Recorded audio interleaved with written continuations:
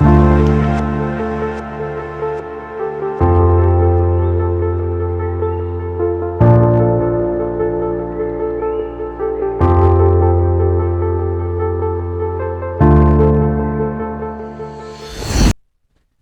दोस्तों, मैं डॉक्टर नसीब ग्वालियर से आपका मेरे यूट्यूब चैनल एम के होम्योपैथिक वर्ल्ड पर स्वागत है। आज हम जिस टॉपिक के बारे में बात कर रहे हैं दोस्तों, वो टॉपिक है हमारा डिमेंशिया। डिमेंशिया अगर मैं इसको सिंपल भाषा में समझाने की कोशिश करूं दोस्तों, तो इसको बोलते हैं हम मानसिक, हमारी जो पावर है, जो हमारी मेमोरी है, उसमें कमी आ जाना दोस्तों। अगर आप लोग मेडिकल स्टूडेंट्स हैं तो आप इन शब्दों से भली भांति परिचित होंगे।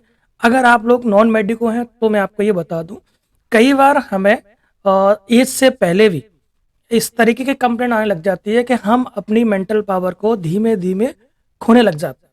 दोस्तों जानते हैं इसके बारे में, मैं इसके डिफरेंस से बात करूं तो it is a progressive deterioration, यानी ये धीरे धीरे ऐसी प्रोसेस है जिसमें हमारे ब्रेन की पावर खोने लग जाती है। जो होनी चाहिए, जिस एज में जितनी होनी चाहिए उतनी तुलना में आपको नहीं मिलेगी। अगर मैं मेडिकल टर्म में बात करूं तो इम्पेयर्ड हो जाएगा हमारी कॉन्शियसनेस का, जो हमारी समझदारी है, जो हमारी थिंकिंग है, जो हमारी याद करने की प्रॉपर्टी है, जो हमारी प्रॉब्लम को सॉल्व करने की प्रॉपर्टी है, वो धीमे धीमे हमारी डिस्टर्ब होने लग जाएगी। उसको हम बोलते हैं डिमेंशिया। ठीक है दोस्तों, हम अपनी जो डे टू डे एक्टिविटी है उनको प्रॉपर तरीके से नहीं कर पाएंगे। आगे बात करें दोस्तों कि अगर ऐसा होता भी है तो उसके रीज़न क्या होते हैं, कॉजेज क्या होते हैं।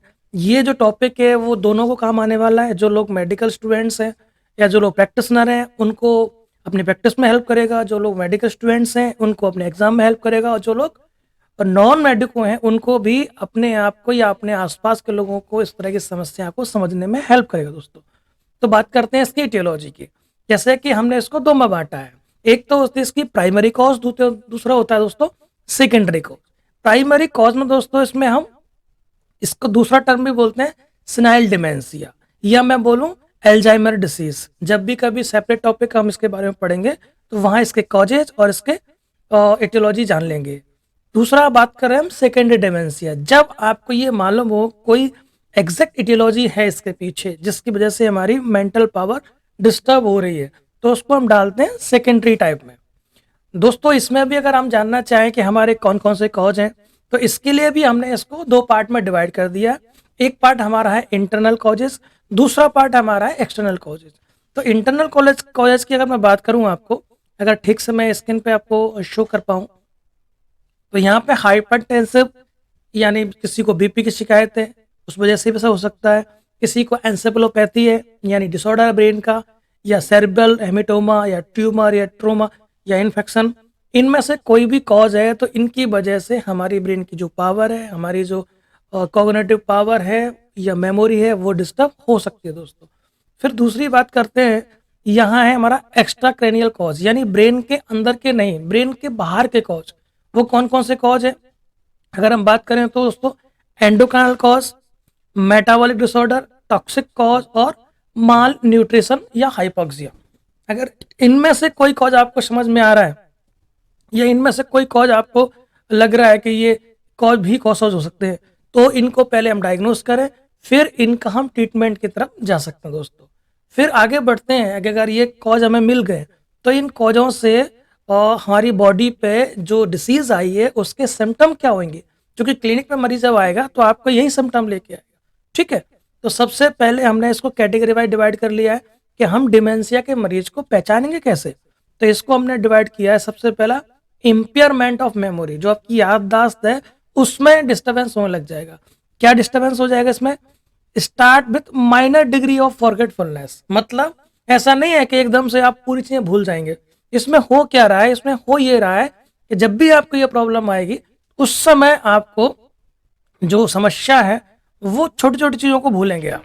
बहुत कम डिग्री का ये समस्या नोटिस होगा, आपको नहीं समझ में आएगा, मगर ये जो आपके आसपास के लोग हैं, ये जो आपके साथी लोग हैं, जो आपके फैमिली मेंबर्स हैं, वो ये बताएंगे कि आप छोटी छोटी चीजों को भी भूलने लग गए हैं आजकल। दूसरा, न्यू वर्क या जो ऑफर आएगा उसमें भी आप पास्ट इवेंट को भूल जाएंगे, या डॉक्यूमेंट भूल गए, चाबी भूल गए, या पैसे भूल गए। इस तरह की छोटी छोटी चीजें आपको भूलने की शिकायत होने लग जाएगी। दूसरा क्या होगा दोस्तों, इसमें अगर एक और कैटेगरी बांटे हम, तो जो आपकी इंटेलिजेंस ही है, सोचने की पावर, प्रॉब्लम को सॉल्व करने की पावर, जजमेंट की पावर, अंडरस्टैंडिंग पावर, ये सब धीमे धीमे हमारा डिस्टर्ब होने लग जाएगा दोस्तों। तीसरा इसमें हमने जो पावर बांटा है, ये जो टाइप देखा है क्लिनिकल फीचर का, वो टाइप है हमारा इमोशनल चेंजेस का। इमोशंस में क्या चेंजेस आएंगे इसमें, जैसे कि डिफिकल्टी आएगी, आप एंजाइटी या डिप्रेशन या इरिटेबिलिटी, यानी जिस टॉपिक पे या जिस इवेंट पे आपको जितना इमोशनली होना है या जितना कंसंट्रेट होना है, जितना डर होना चाहिए, उससे ज्यादा आप उस चीज को व्यक्त करने लग जाएंगे, बहुत ज्यादा। जैसे कल ही एक पेशेंट था, उसको जरा सा गले में टॉन्सिल्स बढ़े थे, तो वो कैंसर तक सोचने लग गया, इवन छोड़ के जॉब आ गया, मैं पता नहीं मुझे क्या हो गया। हर दिन वो कई बार अपने गले को दिखने लग जाता है। तो वो थोड़ा सा उसकी पर्सनालिटी में चेंजेस आए हैं, जितना बड़ा फैक्टर नहीं है उससे ज़्यादा रिस्पॉन्स वो कर रहा है। खासकर आज के ज़माने में, सोशल मीडिया के ज़माने में आप बहुत ज़्यादा एक्साइटेबल हैं, ठीक। अगर इससे आगे बात बढ़ती है, अगर आपने यहीं इसको नहीं रोका, तो फिर दोस्तों ये माइनर डिग्री से हटके अब पर्सनालिटी चेंजेस तक पहुंच सकता है। यानी आपके अंदर अब उतने चेंजेस आ जाएंगे, पहले तो आप कभी कभार थोड़े बहुत समय के लिए इस तरह की एक्टिविटी करते थे, अब क्या होगा, आपके नेचर में ही आपकी पर्सनालिटी ही ऐसी हो जाएगी धीमे धीमे, जो सोशल अवेयरनेस आपको नहीं रह जाएगा, लॉस ऑफ प्रेजेंस कोई है कि नहीं है, इनसेंसिटिव हो जाएंगे आप दुनिया से या ओवर सेंसिटिव हो जाएंगे। यानी आपकी पर्सनालिटी में वो चेंजेस देखने को मिल जाएंगे आपको, जो कि नॉर्मली नहीं थे।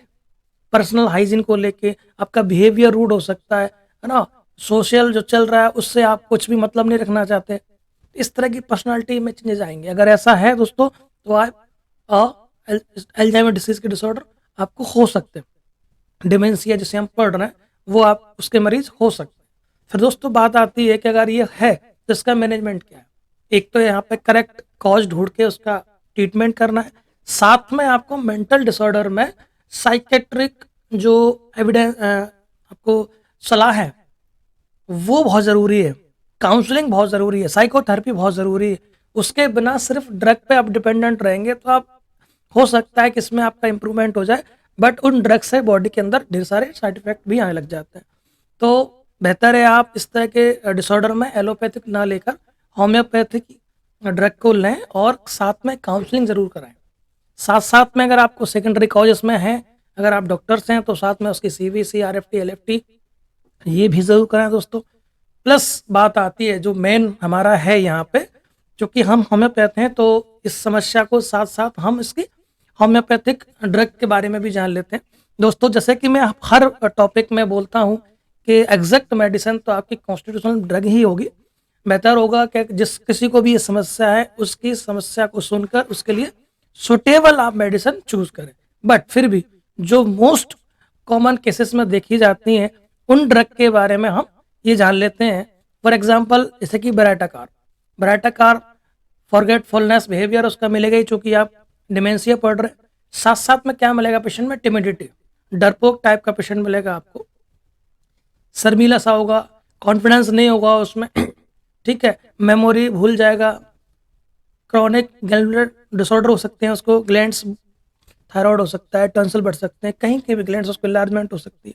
जो उसका मेकओवर होगा बॉडी का वो प्रोपोर्शनेट में नहीं हुआ, या तो उसकी एज के हिसाब से उसकी हाइट नहीं बढ़ रही होगी, या उसका ब्रेन उतना अच्छा डेवलप नहीं हुआ होगा, कहीं ना कहीं उसमें डिस्प्रोपोर्शन तो मिलेगा आपको। दूसरी बात करते हैं हम एक और रेमेडी जो कि बहुत यूज होती है, नाइट्रम सल्फ, ठीक। इसमें कॉमन मिलेगा आपको पास्ट हर्ट, डूबे हुए हैं, पुरानी समस्याएं जो गुजर चुके इवेंट हैं उनमें ही खोए हुए हैं, और उनकी वजह से उनकी पर्सनालिटी में इतनी समस्याएं आ चुकी हैं कि अब वो प्रेजेंट में अपनी डे टू डे एक्टिविटी में प्रॉपर कॉन्शियसनेस हो ही नहीं पा रही। अगर ऐसा कुछ देखने को मिल रहा है और बाकी नेट्रम्यूर या पूरे ड्रग के आपको सिम्टम मैच कर रहे हैं तो आप नेट्रम सल्फ की तरफ सोच सकते हैं दोस्तों। तीसरे ड्रग है दोस्तों हमारी नक्स वोमिका। इसका पेशेंट बिल्कुल डिफर होता है बराटा कार्ब से, एंग्री मिलेगा, क्वारलसम मिलेगा आपको, बिल्कुल जेंटलमैन, एनी हाउ अपनी चीज़ें करना चाहेगा, डूबा हुआ है अपने काम के बारे में, शराब शबाब, यानी इसकी ज़िंदगी मशीन की तरह चलती है। अल्कोहल का अब्यूज जो चाहिए उसको, हर चीज़ के लिए बहुत ज़्यादा सेंसिटिव होगा, बिल्कुल गुस्से में हमेशा मिलेगा, स्पाइसी चीज़ें खाता रहा होगा। तो उस तरह का जो बंदा है और उसको ये प्रॉब्लम आ रही है कि उसका दिमाग अब धीमे धीमे उतना काम नहीं कर रहा है, स्मोकिंग बहुत करता है, अल्कोहल बहुत करता है दोस्तों, तो फिर वहां पे आप नक्समम का जैसा ड्रग सोच सकते हो दोस्तों। चौथी ड्रग हमारे दोस्तों आज की है वो है हमारी एल्यूमिना। वंडरफुल रेमेडी हमारी, एक्सलेंट रेमेडी हमारी, और डिमेंशिया के लिए जिनको मेमोरी लॉस या फॉरगेटफुलनेस आ रही है, तो वहां पे ऐसे बंदे जो अपनी आइडेंटिटी को लेके कंफ्यूज हैं, मैं हूं कौन, ऐसे लोगों को एल्यूमिना बड़ा अच्छा काम करती है। ठीक है, कुछ भी काम टाइम पर नहीं कर पा रहे हैं, साथ साथ दोस्तों इसकी खासियत बात क्या है एल्यूमिना की, मेमोरी डिटोरेशन के साथ साथ इसको कॉन्स्टिपेशन के साथ बहुत मिलती है। इवन सॉफ्ट स्टूल को भी ये प्रॉपर तरीके से पास आउट नहीं कर पाता दोस्तों। तो यहाँ हमने जो टॉपिक पढ़ा दोस्तों वो था हमारा डिमेंशिया, यानी हमारी जो मेमोरी है, हमारी जो पावर है, जिसे जजमेंट, थिंकिंग और रिमेमरिंग जो थी वो यहाँ डिस्टर्ब हो रही है। अगर आपके आसपास या आप खुद इस तरह के सिम्टम फील कर रहे हैं तो अपने आसपास किसी अच्छे होम्योपैथ को ढूंढकर अपना ट्रीटमेंट करिए। और अगर आप हमसे मिलना चाहते हैं तो दिए गए नंबर पे आप हमसे कॉल करें और अपनी मेडिसिन आप कहीं भी मंगवा सकते हैं। अगर मेरी वीडियो आपको जरा भी इंफॉर्मेटिव लगती है तो हमारे चैनल को सब्सक्राइब करें, लाइक करें और अपने दोस्तों के साथ शेयर करें। तब तक के लिए शुक्रिया।